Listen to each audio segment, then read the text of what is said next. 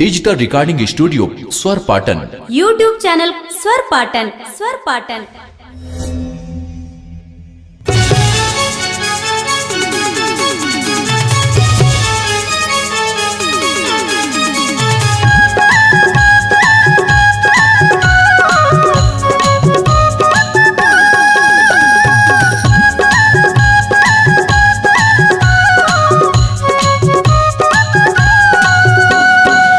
बैरी मोर कलपत है वो, नैना मोर तरसत है वो, मोला बैहा बना देबे का ए गोरी वो।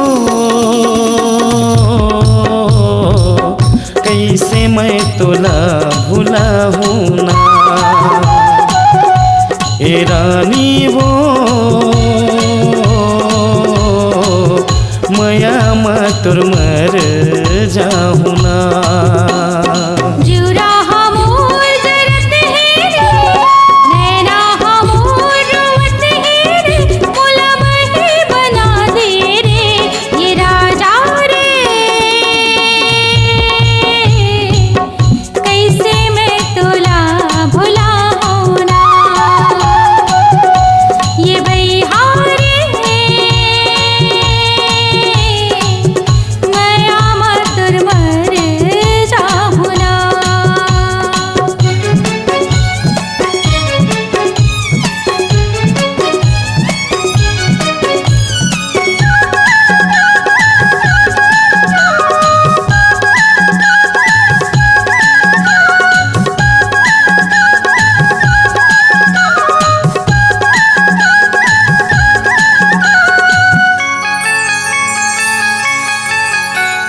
चमके चंदनी तोर बिंदिया वो, देखते रही थो तोर सपना।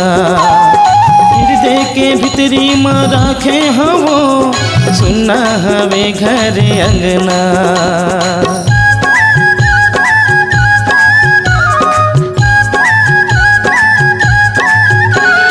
चमके चंदनी तोर बिंदिया वो, देखते रही थो तोर सपना। हृदय के भीतरी माँ राखे हवो, सुनना हवे घर अंगना। जोगी कसनाओ तोर लटत हवो, घरी घरी तोल गुनत हवो, मोला बैहा बना देबे का ए गोरी वो। कैसे मैं तोला भुला हूँ ना ए रानी वो, मया मातुर मर जाहू ना।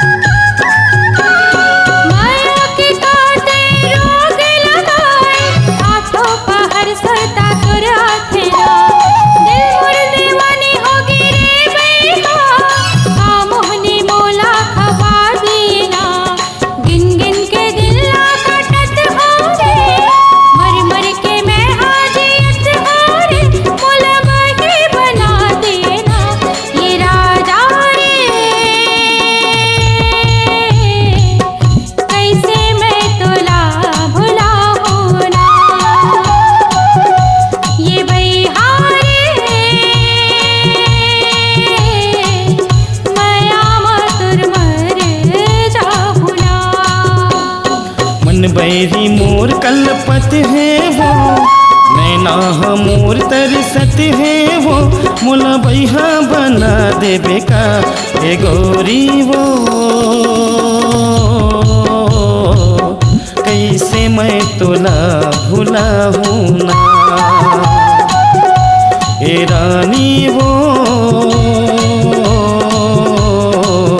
मया मा तोर